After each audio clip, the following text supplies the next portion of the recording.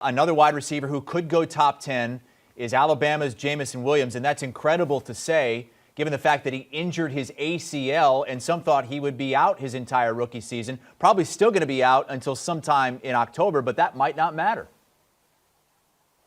Might not matter. That's exactly right. Also, sort of like Drake London was injured, so he didn't play. He didn't go through the pre-draft process, and I don't think NFL teams care about that. We know how ACLs recover in terms of if you have the right rehab and there are no setbacks, you should be ready to go once the season begins, or at least midway through the season. Here he is at the bottom of the screen, tight split. They're in a little mesh concept underneath. The defensive backs get confused. Some reason leave Jameson Williams wide open in the middle of the field. Bryce Young sees him, makes a tough throw. Easy catch looking by Jameson Williams, and then he hits the afterburners, puts his foot on the ground here, and cuts it back. Gets an extra 7 yards yak for a guy who weighs 179, plays much bigger than that. Here you see number 5 coming downhill. That's Kyrie Elam. He's going to be a first-round pick most likely. The big, strong cornerback out of Florida. Couldn't bring down Jameson Williams, who's listed as undersized, plays much bigger. Here he is against Florida, the SC title game.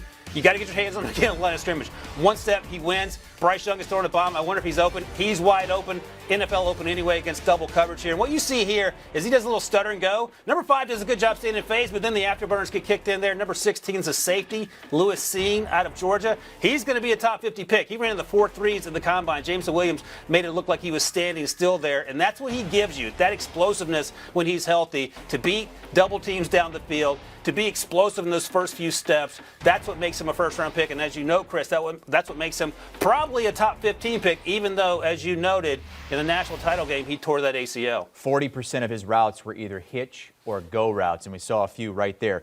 Do you want a sports network that delivers everything that matters about the game? The highlights, the picks, the instant analysis, no yelling, no fake debates, no politics. Hit the subscribe button and never miss a moment.